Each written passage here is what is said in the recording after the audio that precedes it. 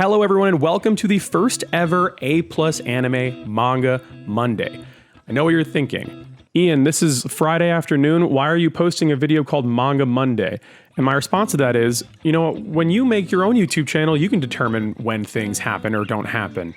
All right? So shut up. So pretty much what Manga Monday is I wanted to kind of have a specific time to talk about, the manga that I'm reading and the manga that I'm really enjoying. Oh, Ian, are you going to talk about Jujutsu Kaisen or One Piece or Naruto or Boruto or Naruto's Naruto? And the answer is probably not, because everyone already talks about all those manga, and I want to kind of maybe talk about things that are a little bit new to a lot of people, at least for the first episode. So the first episode, what we're going to be talking about is we're going to be talking about a little ditty. In this first episode, we're going to be talking about a little manga that I like to call, well, I didn't call it. I didn't write it. You know what I mean? In a manga that I like to call Spy Family. So Spy Family it's a manga.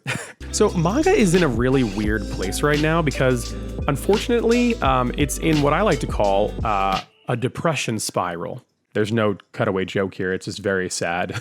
Most anime and manga is very sad right now. And it has slowly become misery media. Since there's so much misery media out there, I wanted to kind of find something that was enjoyable and fun and cute and silly. And that's kind of what Spy Family is to me, at least. Spy Family is a story about a spy, obviously, and his journey trying to protect these two warring countries from going to war.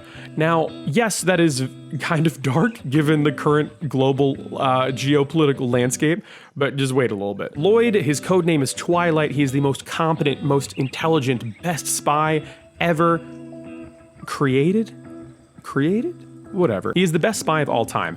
And it's his story of trying to protect these two countries from going to war again, using subterfuge and disguises and machinations and stuff like that. So the mission that he is given at the very beginning of this, or the mission he is given by his country in the beginning of the manga is he needs to infiltrate a boarding school.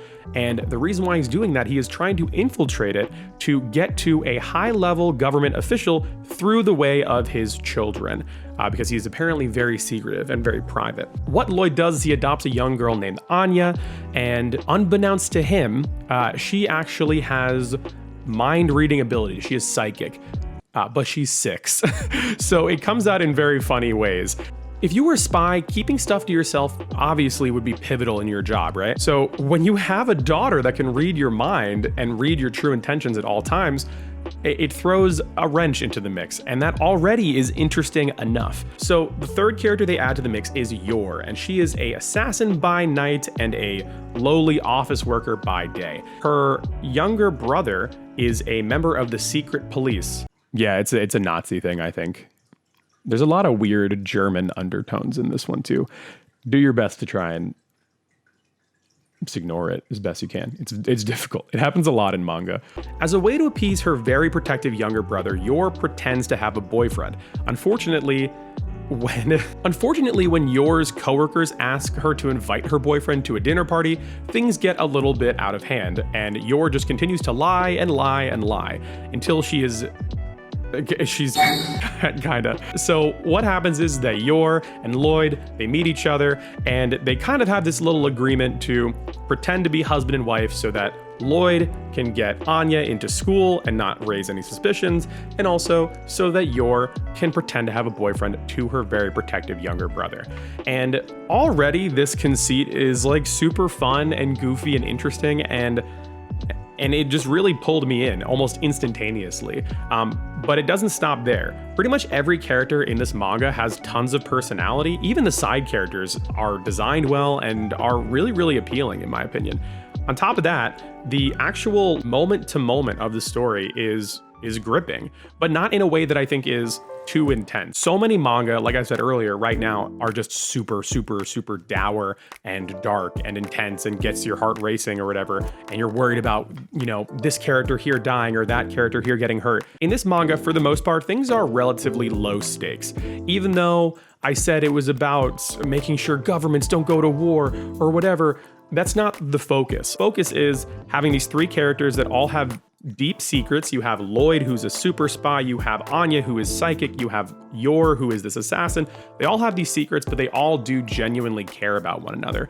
And it's trying to kind of balance the secret having and this deep love that you have for one another. And I think that's such an awesome story, honestly. It's very, very heartwarming. You know, through it all, even when like small bits of secrets come out or when things get misinterpreted or misunderstood, like the characters at the end of the day love each other. And it's a very, very good story to read, especially right now in the dark, dour apocalypto that we're currently in. And on top of that, I think my favorite thing about this manga is that it doesn't look like any other manga that I'm reading right now. I know that not all manga look the same, but there is some sort of like visual design that almost all manga have to a certain degree that makes it recognizable as a manga.